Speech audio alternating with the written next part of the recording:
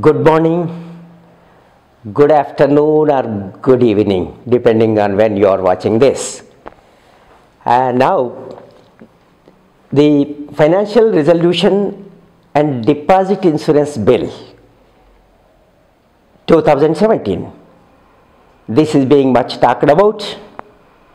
Government says that this bill is being brought in the best interest of the people to protect their deposits, the banks, whereas many people do not believe this.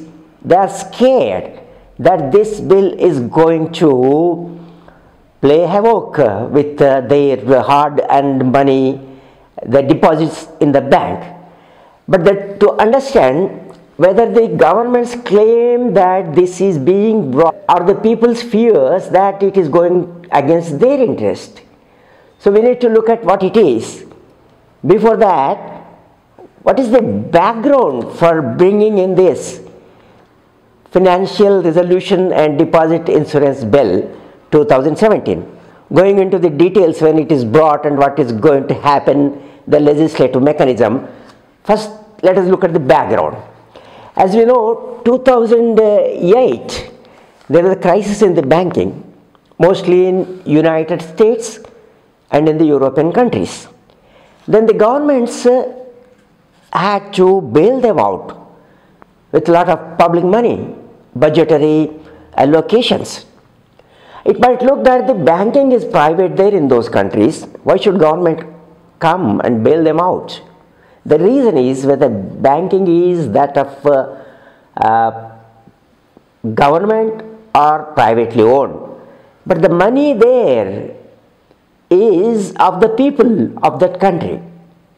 So banks only play a financial intermediation. They mobilize the society's savings and they lend. How they lend? Do they lend recklessly? Do they act in such a way that the non-performing assets, that they are not being able to recover the loans that they give, whereby the depositor's interest gets affected? It did happen, 2008. Then the governments had to support the banks with the public money. Then the question arose, why should public money go to bail out? There should be some resolution mechanism. Then 2011, the G20 countries met at Cannes. They resolved that there should be a resolution mechanism. Not to bail the banks out. They should be supported, all right, but that support should come from within. They should be bailed in. We should understand it carefully. Instead of bailing them out with the public money from the budget support, bailing them in. What does it mean? Bailing in means that is supporting the ailing bank or the financial institution. Supporting the financial institution with the support of the shareholders of the bank and the creditors of the bank. For simple understanding, the creditors are the bank depositors. So if banks are in trouble, it's not the government or the public money that should go to, but the depositors' money that should go to help them. This is the crux of the problem and underlying controversy that they should be bailed in.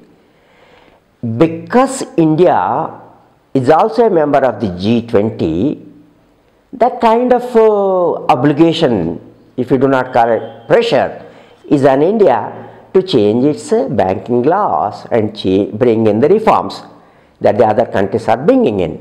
Although it is not necessary, strictly speaking, there are strict controls. There is a good regulatory mechanism, not only regulatory mechanism, but to a major extent, banking is controlled and owned, more than controlled, owned by the government. 70 to 80% of banking business is handled by the government itself. When government itself is the owner, there is people trust on them that there is government and we can deposit our money. So this is the background how this has come in. In this background, the government of India introduced a bill exactly on August 10 this year, 2017, in Lok Sabha. And then the bill, what is known as a Financial Resolution and Deposit Insurance Bill, was referred to the Joint Parliament Committee for its examination, which is expected to consult these stakeholders. And then this is going to come before the next session of the Parliament, and once it becomes a law, people are scared that because of this class, their deposits are at stake and they're only the avenue, because they do not have many avenues, these small people, to invest their hard-earned money other than the banking system. Indian banks are very strong, so they do deposit their money in the banking system. Then the details of this FRDI Act. Because this bail-in is necessary, because regular observation of the performance of the financial institutions, not only banks, regional rural banks, cooperative institutions, insurance, whatnot. And FRDI classifies these institutions into 5 categories depending upon their risks, low to critical. When they are critical, FRDI takes them over, works out plan and resolves the crisis within 1 year, if not another 1 more year.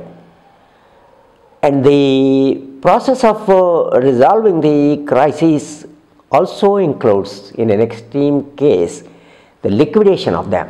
Before that, the government is not going to support, but it has to support itself through the stakeholders' money, through the shareholders' money and the depositors' money.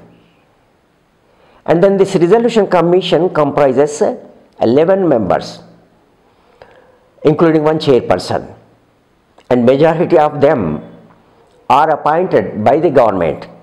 Although it has representation by other regulators, government members are more than others, whereby the government can run the organization as per its plans and programs. This is another problem, because the independence of the banking institutions is getting eroded. And then this resolution body, the corporation, is very, very powerful. In certain cases, there is no appeal at all. The reason given are different. That the government says that because if one bank is in crisis, bank is going bankrupt, financial institution is in crisis, it requires to be supported, or the crisis is to be resolved. So there is no appeal. As we see in the bill, that is another problem. And then up to rupees 100,000 in the bank so far, the Deposit Insurance and Credit Guarantee Corporation gives guarantee that even bank in crisis, the Deposit Insurance and Credit Guarantee Corporation guarantees the deposit, small deposits up to 100,000 rupees. But with this coming into being, after this FRDI being passed, this DICGC will become redundant, rather it will be scrapped. DICGC is being scrapped, and all powerful resolution bodies coming into being, that is going to be run indirectly by the government, and the regulatory bodies, Reserve Bank of India and other regulatory bodies, will not have that much say. And then the trust on the bank. Another thing is, the resolution corporation once decides that this financial institution or the bank is not well, then there will be run on the bank. The real crisis sets in. So there is a real danger with this. And government support is one thing which creates additional trust. And the people in India deposit money, their small savings, because they do not have many other avenues. And the bank deposits are also helpful to the society, not only the lending to the productive ventures, but the SLR mechanism. Government utilizes the bank funds for the benefit of the society, for their infrastructure projects and other things bank is supporting. Loosening of the cover of the government protection leads them towards privatization, which is against the interest of the people. Because banks were not protecting the interest of the people, With this reason, the banks were nationalized. Now we are reversing the trend or the benefits that are. The social banking concept is also giving a go by. One simple thing, government says it is in the public interest, it is in its interest because it cannot provide money, people's money out of budgets to bail out the banks. People say that it is detrimental to their interest. In a democracy, the interest of the people and interest of the government cannot conflict with one another. So there is terribly something wrong and government has to relook at it. The real interest of the government will lie in securing the interest of the people. But that is not happening with this bill. There is every need for the government to relook at it. It need not copy the models of other countries. You should not forget that because of the controls, because of the regulations, because of the government's ownership, the banks were safe in 2008 when all over the world they were in crisis. Now we should not take a solution that is useful to those countries and their situations and copy it for India. Let's hope government will rethink. Thank you for watching. Thank you.